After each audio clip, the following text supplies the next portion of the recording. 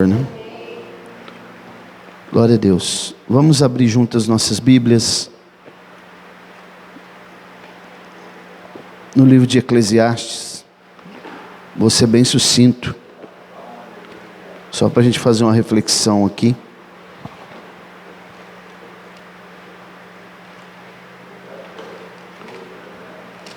Eclesiastes capítulo 12. Vamos ler do verso 10 até o verso 14. Glória a Deus.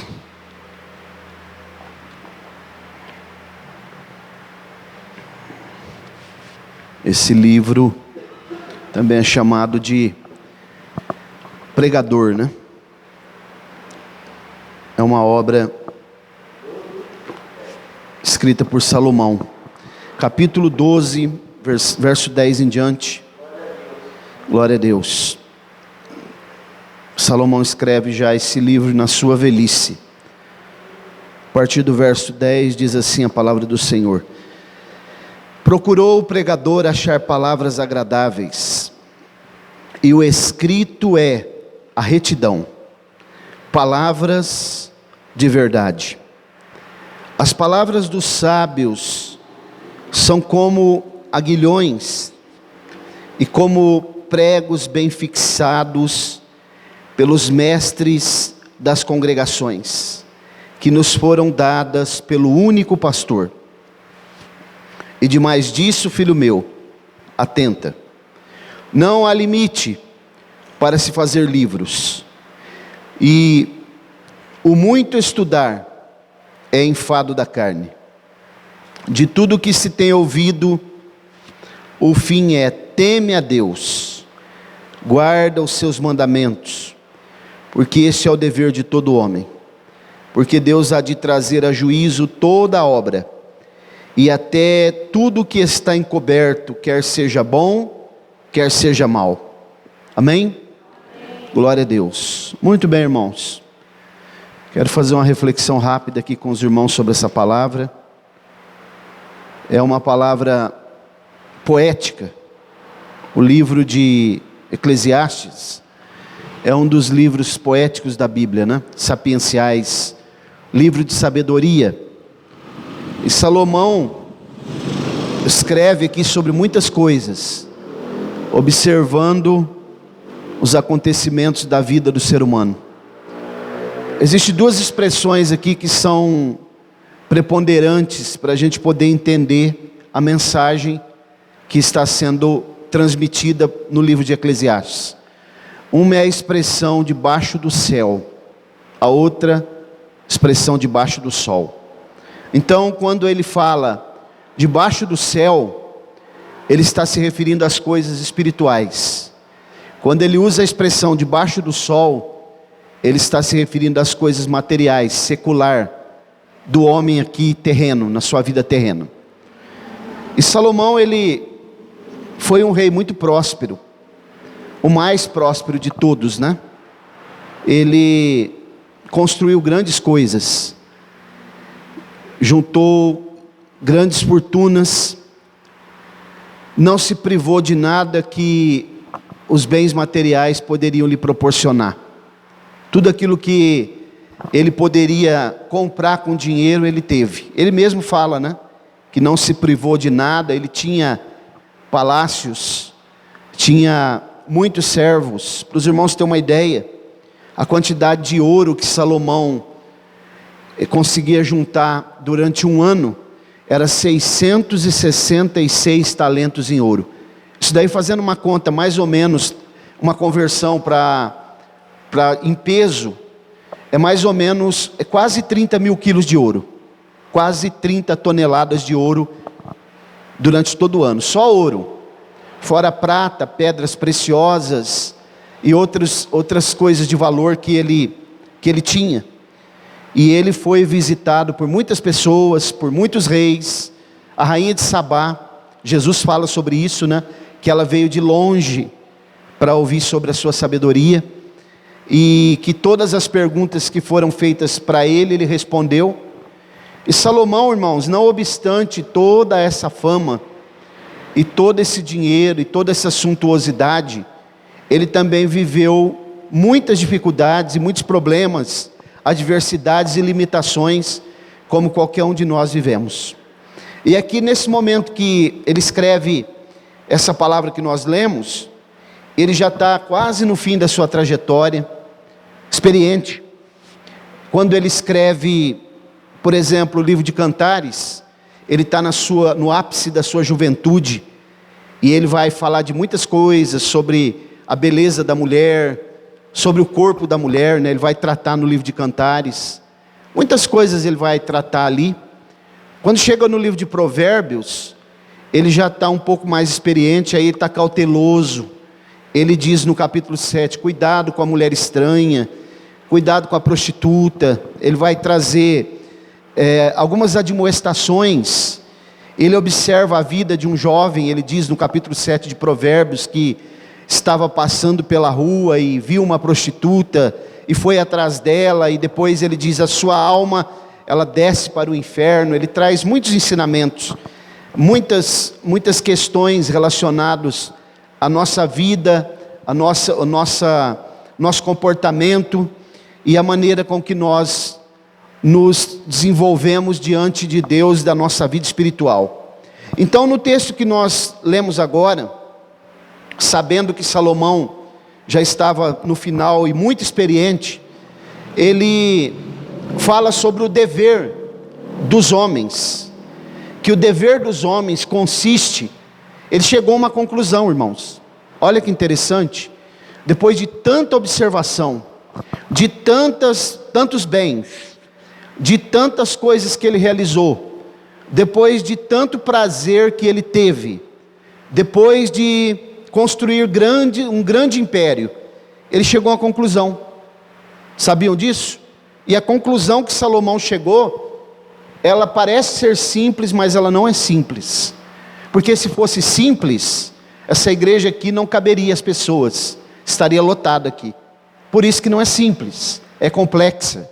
Chegar à conclusão que Salomão chegou no final da sua vida, e alguns talvez nem vão chegar, talvez vão partir para a eternidade sem chegar a essa conclusão, outros talvez chegarão a essa conclusão no leito de morte, talvez alguns terão a conclusão ainda na sua robustez, na sua mocidade, mas ele começa o capítulo 12 justamente falando sobre isso.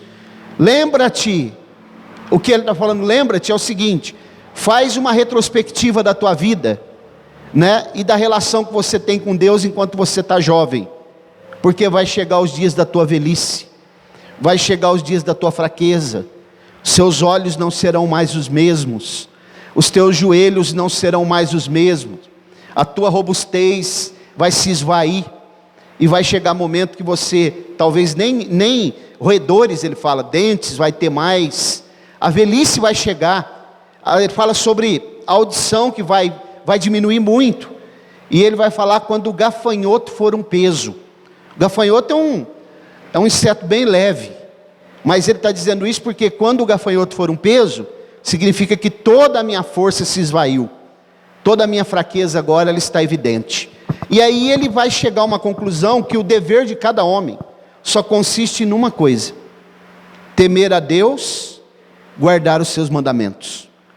Toda a complexidade da vida, todas os caminhos e as veredas que a vida coloca diante de nós, todas as situações que nós vivenciamos, todas as pessoas que nós conhecemos durante a nossa trajetória, todos os relacionamentos que nós temos, só consiste em uma coisa.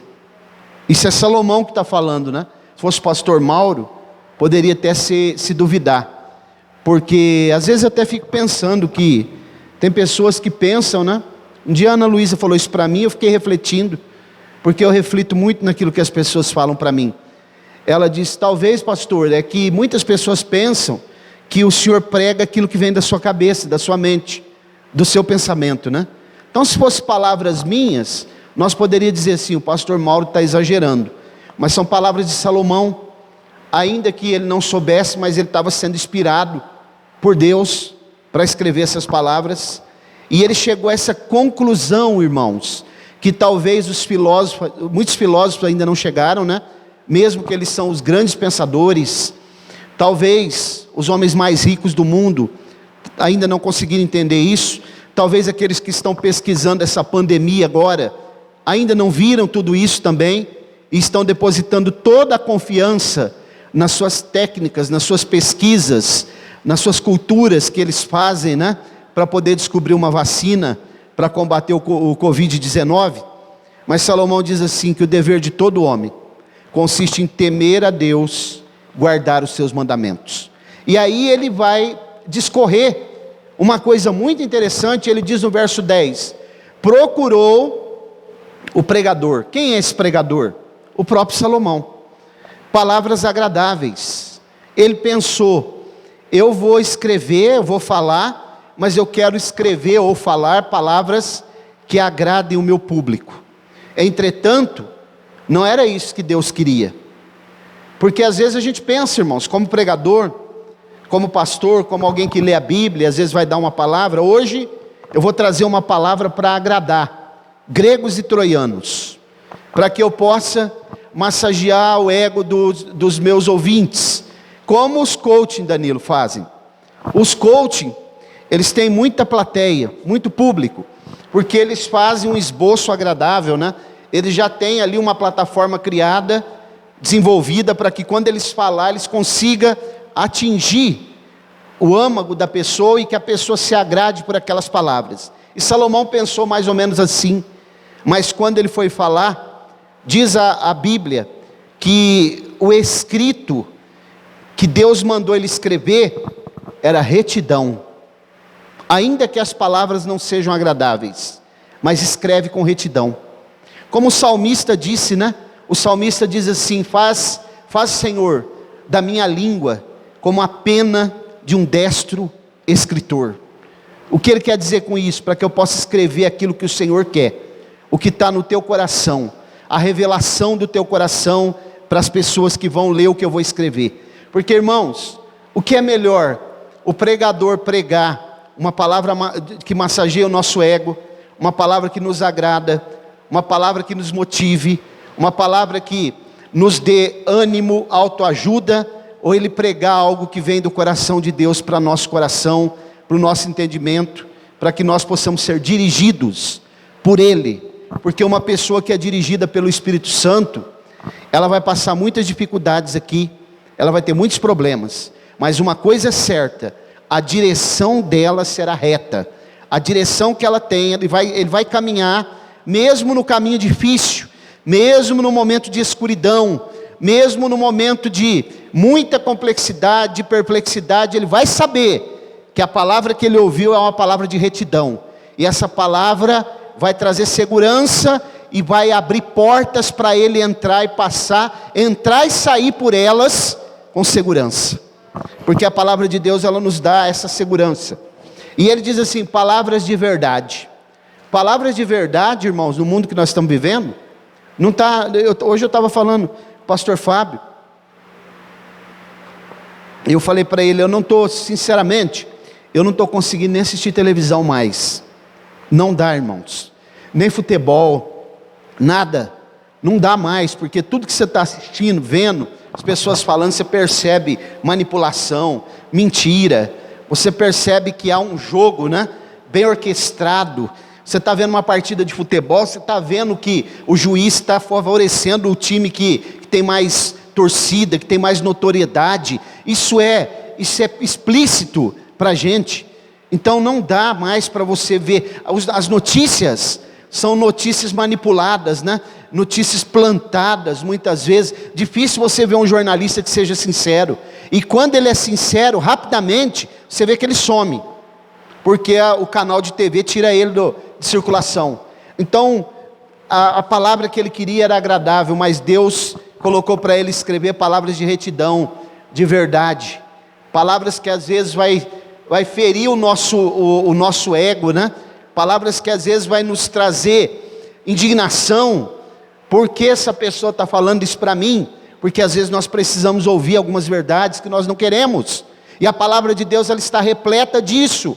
A palavra de Deus está repleta de correções para nós, para todos nós, para quem prega e para quem ouve, para quem está dirigindo e para quem está sendo dirigido, porque a palavra de Deus não faz acepção de pessoas.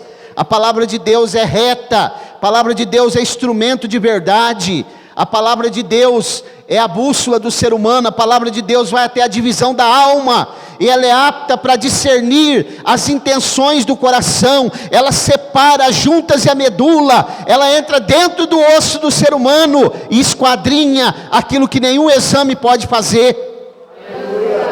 É isso, irmão. Por isso que nós não conseguimos esconder nada de Deus, irmãos. Não dá para esconder.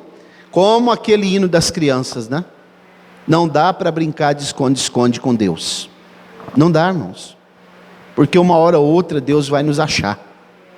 E quando Ele nos acha, pode ter certeza de uma coisa. Lembra de Adão, né? Ele já sabia onde Adão estava. Onde tu estava, Adão? Adão estava perdido dentro dele mesmo. Estava perdido, né, nas suas emoções, no seu medo, na transgressão que ele havia cometido.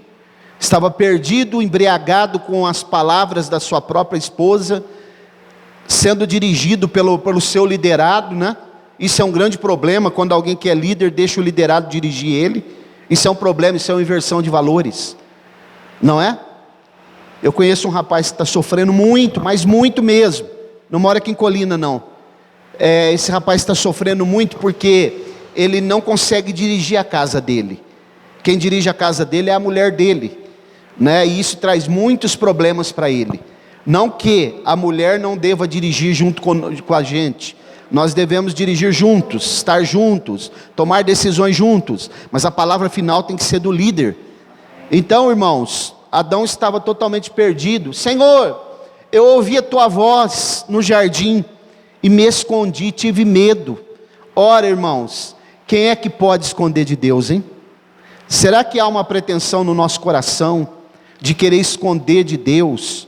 Será que eu aqui, como pregador, poderia querer esconder de Deus, pregando talvez essas palavras tão duras para vocês, e quando chega a calada da madrugada, talvez eu possa estar fazendo alguma coisa que não agrade a Deus? Será que eu me esconderia de Deus? O que vocês acham? Claro que não, né? Então a palavra, ela é reta, tem que ser a verdade. Verso 11, as palavras dos sábios, observe essa palavra sábios, não são sabidos, né?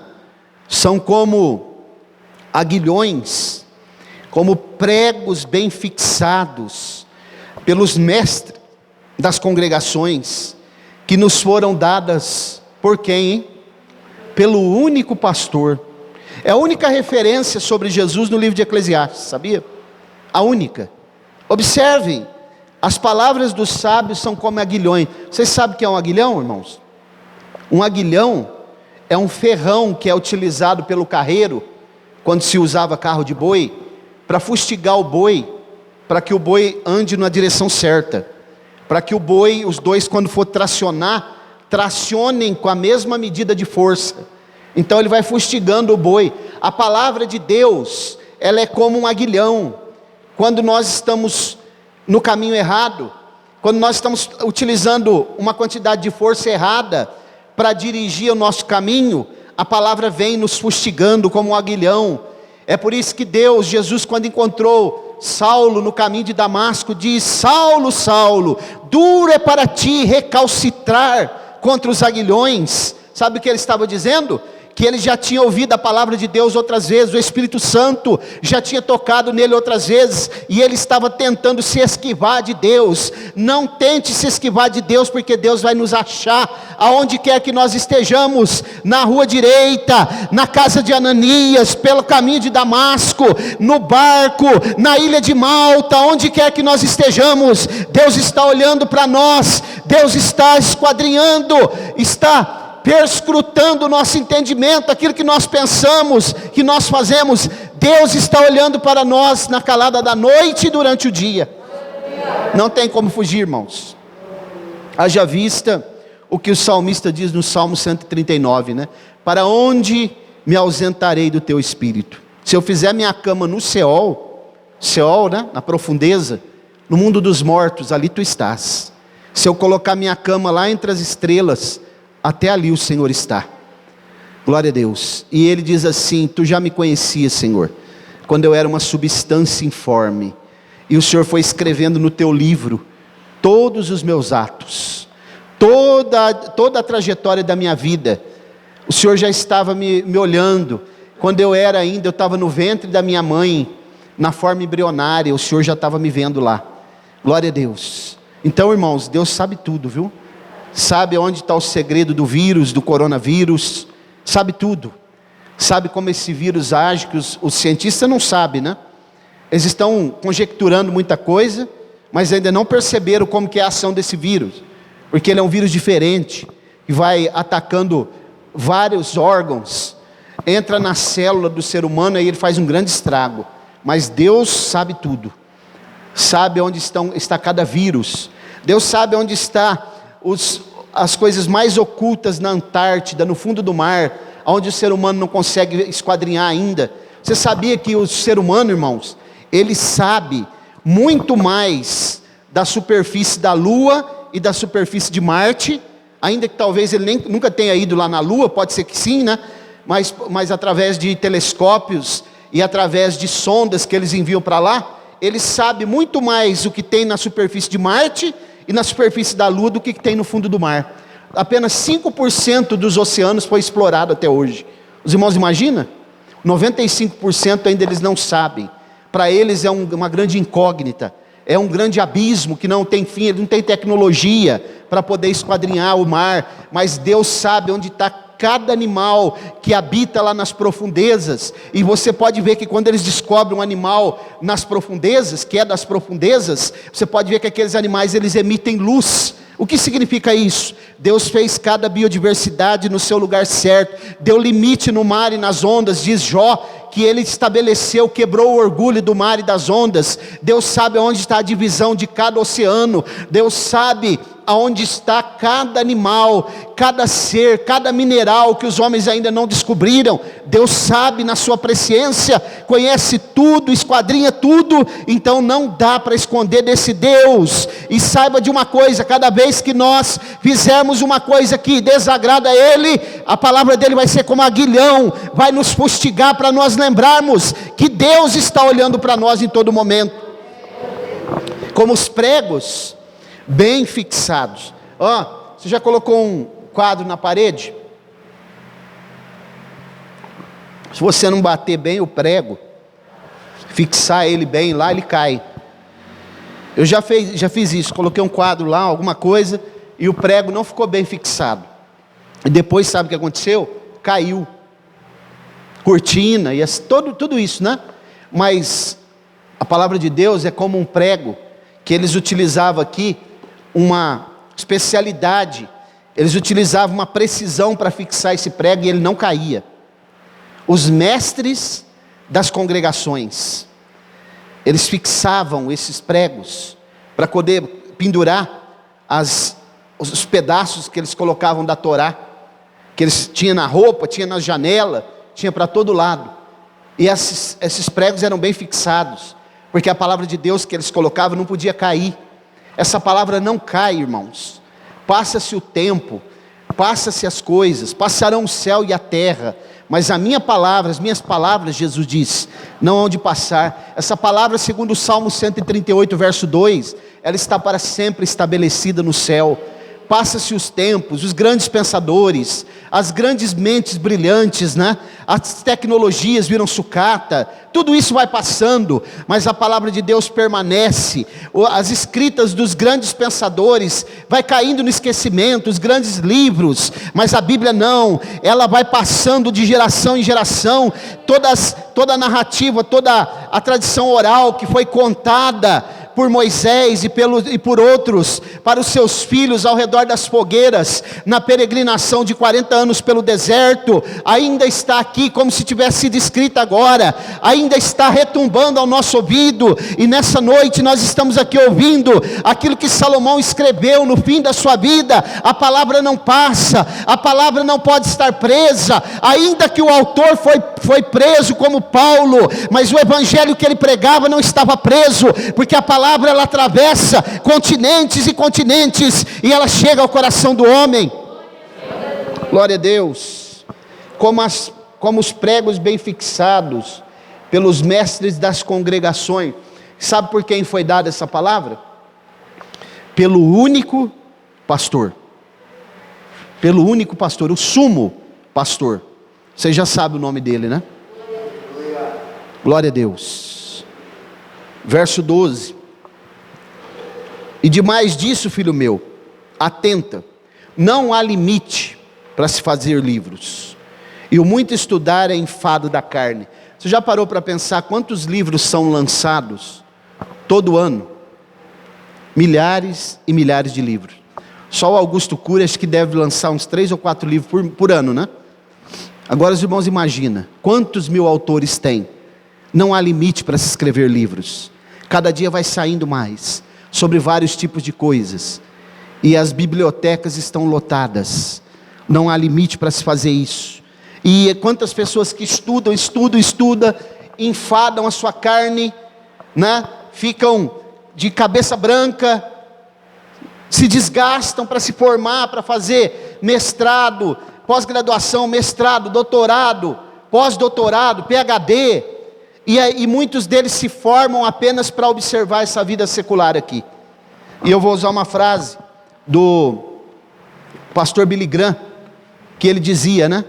Que se você, acho que é o Billy Graham, se eu não estou enganado, se você preparou seus filhos para ser advogado, para ser engenheiro, ou para ser um grande construtor, um pensador, para ter um diploma secular, e você não preparou o seu filho para ser do reino de Deus, a tua motivação está errada, ele disse. Porque o mais importante é eles entenderem que o reino de Deus é o que traz felicidade plena para o homem. Dever de todo homem consiste temer a Deus e guardar os seus mandamentos. Mas guardar o mandamento, irmão, não é você só carregar a Bíblia não, e vir à igreja. É guardar no coração. Como o salmista diz, eu escondi a tua palavra no meu coração, para não pecar contra ti. Já pararam para pensar quantas pessoas que estudam a vida toda, e nunca tem um encontro com Deus? Que vida vazia, só estudou, só ganhou fortuna, só viveu 70, 80 anos aqui nessa vida e depois, nunca tiveram a oportunidade de entender, da onde ele veio, por que ele veio. Eles ficam tentando procurar, né? Quando eles acham uma bactéria em Marte, meu Deus, eles fazem festa, mas não acreditam que há um Criador. Verso 13, estou terminando. De tudo que se tem ouvido, de tudo, viu, irmãos? Tudo que você vê na vida aí, tudo que te mostrarem, as grandes construções, os grandes feitos, os grandes estudos, os livros acadêmicos, tudo que você vê na sua vida, só se lembra de uma coisa: tudo que tem ouvido, o fim, o que, irmãos? O fim, porque nós vamos ter um fim. O epílogo da vida do ser humano é muito rápido, vai ter o fim. Já parou para pensar quantos que já tiveram um fim aí com essa enfermidade? E nós não estamos livres, estamos sujeitos. O fim teme a Deus, guarda os seus mandamentos, porque este é o dever de todo homem. 14, porque Deus há de trazer a juízo toda obra, e até tudo que está encoberto, quer seja bom, quer seja mal.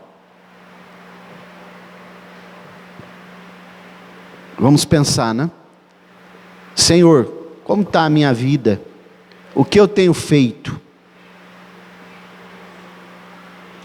Porque, irmãos, o peso que Deus usa para uma pessoa que é ignorante é um peso, mas para uma pessoa que tem conhecimento pleno, o peso é outro. E a balança de Deus, ela é justa. A balança de Deus, ela não foge 1 milímetro, é justa. Ele há de trazer a juízo todas as obras. Os irmãos já pararam para pensar? Chegar no dia do juízo final, tem uma tela assim, vai ser nos ares, né? Não tem nem chão para pisar, e aquela tela começar a passar tudo, o que nós fizemos de bom e o que nós fizemos de ruim, tudo, vai trazer à tona todas as obras. Todos, Romanos 14:10, todos compareceremos ante o tribunal de Cristo. Os salvos, para receber galardão, prêmios, pelas suas obras. Mas aqueles que não foram salvos, para serem julgados e condenados. Já pararam para imaginar? E aí naquele dia que nós recebemos a sentença, a gente pensar assim, puxa vida, tive tanto momento e tanta oportunidade para fazer o que era certo, mas só fiz o que era errado. Já pararam para pensar? Tem aquele hino daquela dupla Gauchinhos, né, que é sobre Barrabás e Jesus, e ele diz assim: nesta vida eu fiz tudo errado. Vamos orar, coloque-se de pé. Vamos guardar essa palavra no coração. Quem tem ouvidos para ouvir, ouça, né?